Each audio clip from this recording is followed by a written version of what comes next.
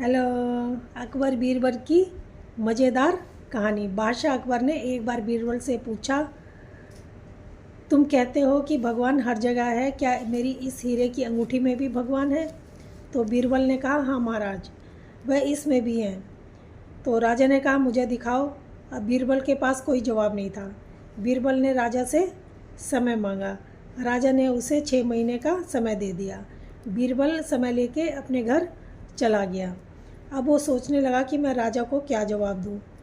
वो ऐसे ही उदास बैठा था अपने घर में। तभी वहाँ एक लड़का भिक्षा लेने आ गया।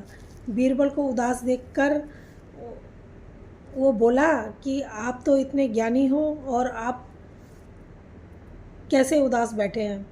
तो बीरबल ने उसे सारी बात बता दी। अब वो कहता है, इसका जवाब तो मैं चुटकियों में दे सकता हूँ, पर इसके लिए मुझे बादशाह के पास ले जाना होगा। अब बीरबल बादशाह के पास उस लड़के को लेके जाते हैं। अब जब बादशाह के पास उसको लेके जाते हैं तो बादशाह को कहते हैं बीरबल कि महाराज, आपके प्रश्न का उत्तर तो ये बालक भी दे सकता है। अब उस लड़के ने कहा, मैं लस्सी पीना चाहता हूँ, फिर उत्तर दूंगा। लस्सी पीना उसने शुरू किया और कहा, इसमें तो मैं तो मक्खन वाली लस्सी पीता हूँ, इसमें तो मक्खन ही नहीं है। तो राजा ने कहा कि हाँ, ये हमारे डेयरी की लस्सी है और ये बहुत अच्छी है। तो मुझे लस्सी तो बहुत अच्छी है, वो लड़का बोला, लेकिन इसमें मक्खन नहीं है।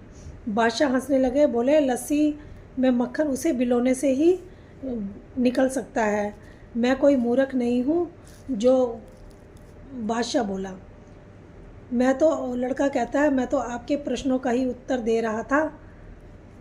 बादशाह सलामत। बादशाह उलझन में पड़ गए।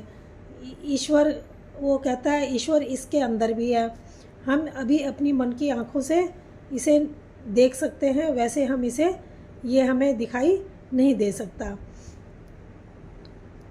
इसके लिए मन की आँखों को जगाना ज़रूरी है। हम ईश्वर को महसूस कर सकते हैं, मन की आँखों से देख सकते हैं। राजा और भी उससे जानना चाहता था। लड़का बोला, बच्चे, तुम्हारा भगवान हमेशा क्या करता रहता है?